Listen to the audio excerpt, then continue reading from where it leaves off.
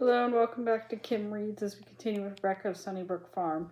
Chapter 8 Thanksgiving Surprises. It's the truth, every word of it, said Mr. Aladdin, who had followed Rebecca out to the wagon to verify the astonishing news of her big sale. If you two girls could keep it a secret, it'd be a nice surprise to have the lamb arrive at the Simpson home on Thanksgiving Day. Let me have your circle and I'll write to the Excelsior Soap Company to see if I can arrange it. As Mr. Aladdin talked, he lifted the boxes of soap from the back of the wagon and stacked them on the ground. Then he tucked the lamp robe around Emma Jane and Rebecca's feet so they would be warm and cozy on their trip home. Tears of joy flooded Rebecca's eyes. "Oh, thank you, Mr. Aladdin," she said. "We really appreciate all that you're doing to help us." "Yes, we do. Thank you so much for everything," Emma Jane chimed in happily. "Oh, don't mention it," laughed Mr. Aladdin, lifting his head. "I like to see things done well. Goodbye, Miss Rebecca, Rowena, Randall. Just let me know whenever you have anything to sell, because I'll be sure to want it." Goodbye, Mr. Aladdin. I surely will," cried the young saleswoman, tossing back her dark braids and waving her hand as they drove away.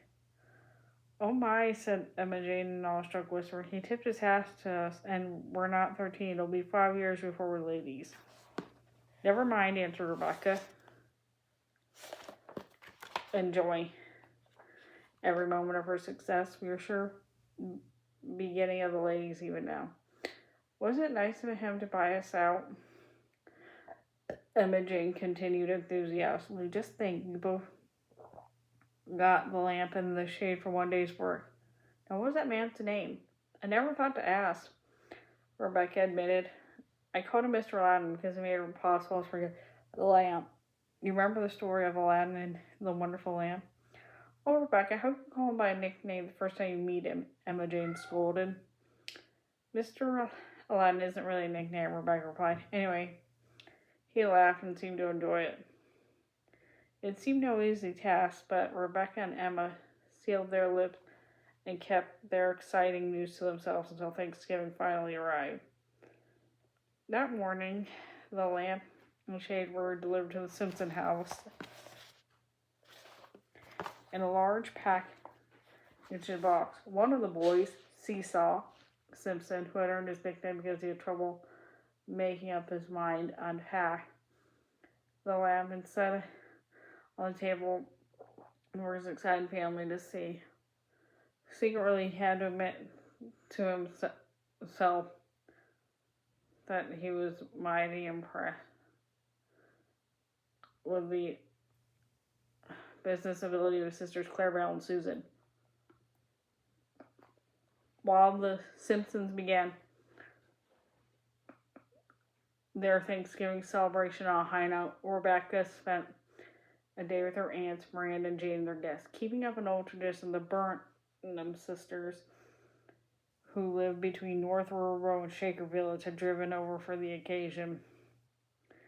After dinner was over and the dishes were washed, Rebecca sat in the parlor and read a book. While it was nearby, she asked if she might see The Simpsons. "Why do you want to run after those Simpson children on Thanksgiving Day?" Miranda barked. "Can't you sit still for once and listen to the conversation of your elders?" "The Simpson family have a new lamp, and Emma Jane and I promised to go over and see it lighted," Rebecca answered patiently, putting down her book. "We want to make it a kind of a party." "Where on earth did they get the money for a lamp?" Miranda inquired. "If Abner were at home, I guess he'd been swapping things again."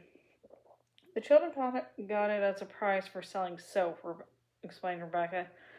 "You know, I told you that Emma Jane and I helped that Saturday afternoon you were in Portland.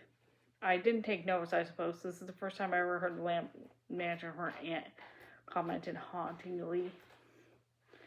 "Well, you can go to the Sims for an hour, no more. What do you got in that pop dress of yours that make it sag so?" "It's my nuts and raisins for dinner," stammered Rebecca.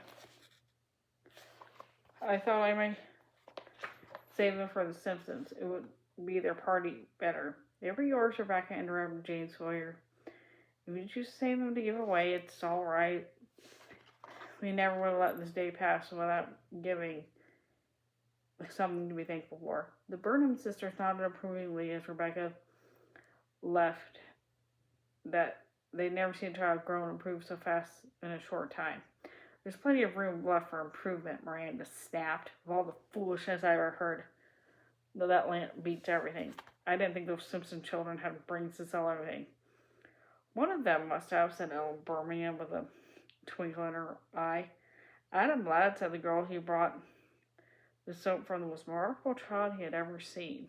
Must have been Clarabelle, but I hardly call her remarkable, Miranda said sarcastically. Has Adam been home again? Yes, he says he's been staying a few days with his aunt, Ellen said, helping herself to some chocolate mints in the candy dish. I hear he's got some money. Strange he's never married, being so fond of children and all. There's some hope for him still, though, said Miranda, smiling. I don't suppose he's more than 30. He'd get a wife and remember if he was 130, remarked Miranda in a rare display of humor. Adam's aunt said he was staying with a little girl that sold him the soap. Clarabelle, did you say anyone that he said he was going to give her a Christmas present? Ellen continued munching on another piece of chocolate candy. Well, there's no accounting for tastes, exclaimed Miranda. Clarabelle was cross-eyed and had red hair, but I'd be the last to begrudge to give her a Christmas present. The more Adam Ladd gives her, the less the town will have to. Is there another Simpson girl? Asked Lydia Burnham. This one couldn't have been cross-eyed. I remember Mrs. Ladd saying that Adam told the child's beautiful eyes made by 300 cakes of soap. Mrs. Ladd had said, all stacked outside her shed. 300 cakes, cried Miranda. Well, there's one crop that never fails in Riverboro. What's that? Asked Lydia wide-eyed. The fool crop, responded Miranda indignantly, and changed the subject much to Jane's release.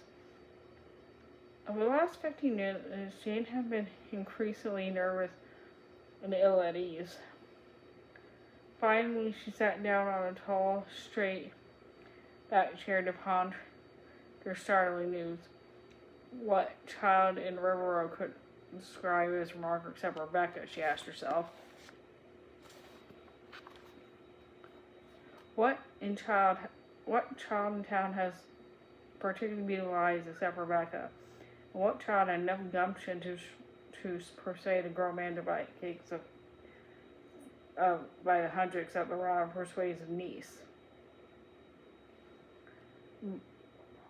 Meanwhile, the remarkable child had flown the road to the Simpsons' house. She had gone far when she heard the sound of footsteps in the distance and saw Emma Jane coming in her direction. Oh, Rebecca! Emma Jane cried, grabbing her friend by the hands. I hate to tell you some bad news, but something terrible has happened over at the Simpsons. And that's the end of that chapter. See you later.